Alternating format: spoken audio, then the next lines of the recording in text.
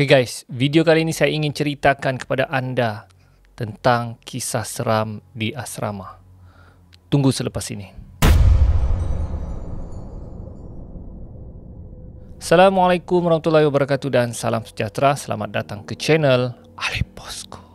Baiklah, channel ini banyak menyediakan video-video yang menarik. Jadi jangan lupa untuk subscribe dan tekan butang loceng untuk update video-video yang terbaru. Jadi guys, video kali ini saya akan ceritakan satu kisah seram di asrama. Okey, kisah seram ni diceritakan oleh warden asrama saya. Cerita ni saya pernah cerita time live, okey live, tapi kali ini saya ceritakan dalam bentuk episod lah. Okey, kiranya saya ulang sekali lagi lah cerita ni. Mungkin ada yang terlepas melihat live tempoh hari. Jadi saya ceritakan semula kisah ini. Sebab kisah ini saya rasa kisah yang memang seram lah. Okay? Dan kisah ini diceritakan oleh warden saya sendiri. Jadi kalau warden saya yang cerita, ada kemungkinan cerita ini adalah kisah benar. Jadi apakah kisahnya tersebut? Jom kita dengar cerita ini.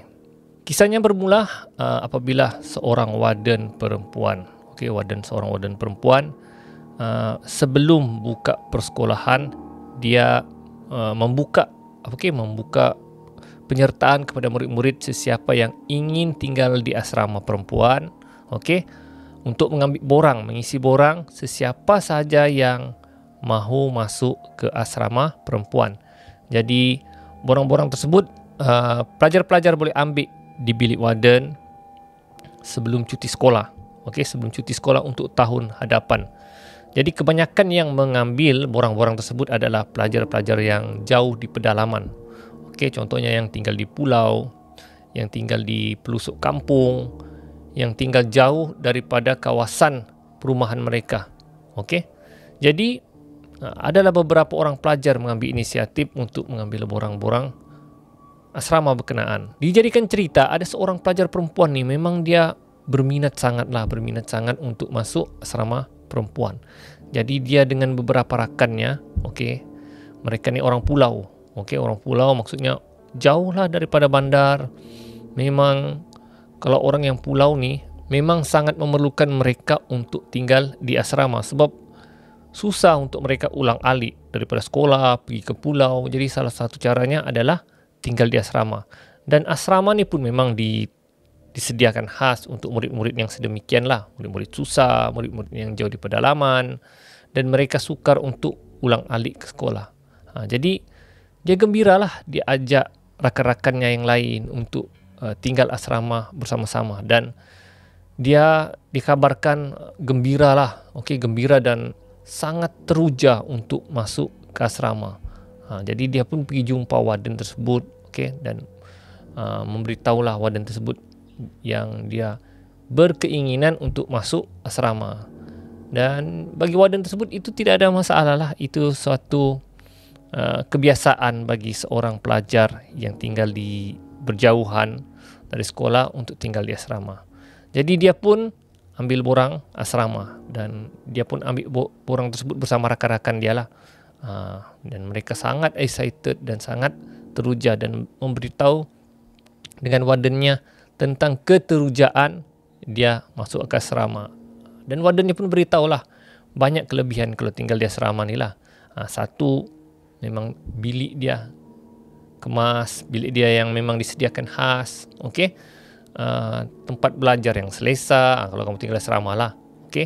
Selain daripada itu, dia ada aktiviti-aktiviti tambahan lah kalau kamu di asrama, seperti gotong royong, sukan, dan banyak aktiviti lagi yang boleh dilakukan di asrama. Maksudnya segala aktiviti dapat diisi, aktiviti lapang dapat diisi lah kalau kamu tinggal di asrama. Itu keseronokan tinggal di asrama.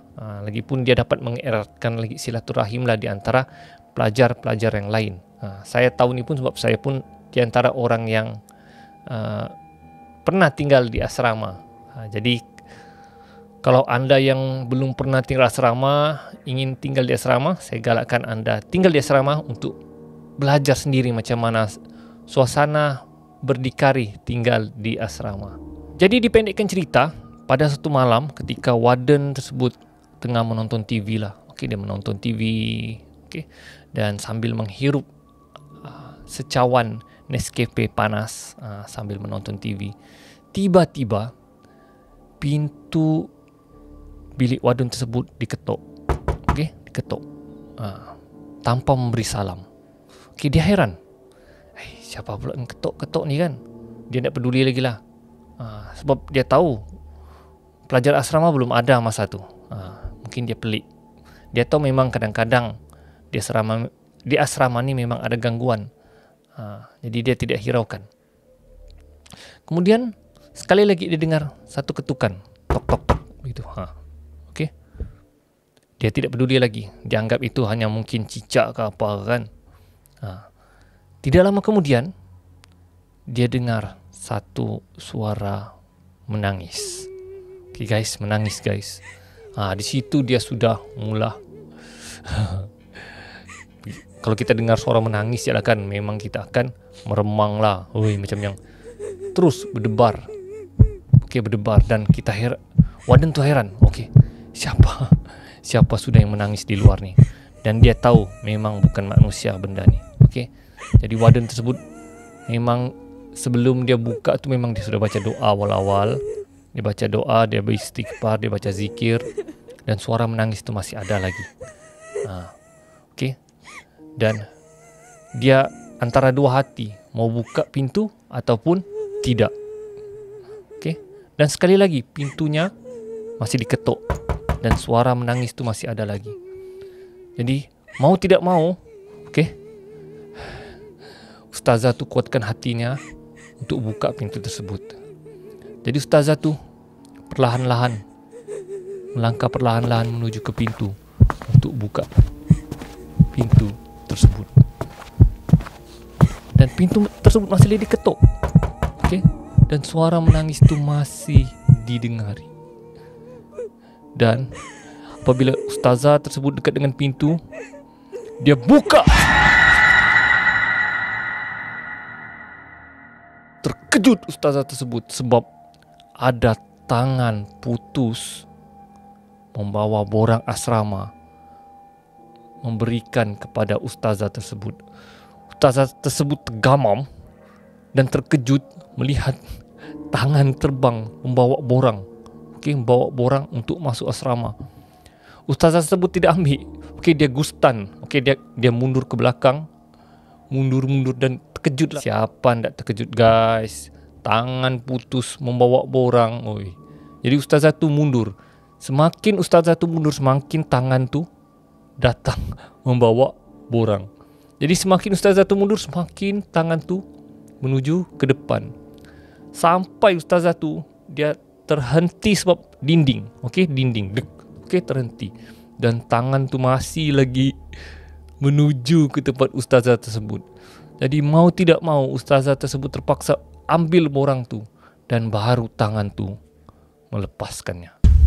Dan tangan tersebut berlalu dan pergi. Dan bila ustazah tersebut melihat nama di borang tersebut, nama di borang tersebut adalah nama pelajar yang ingin masuk ke asrama tersebut, yang budak pulau tersebut. Okey, budak pulau yang ingin masuk asrama tersebut. Dan nama yang dalam borang tersebut ditulis menggunakan dakwat darah.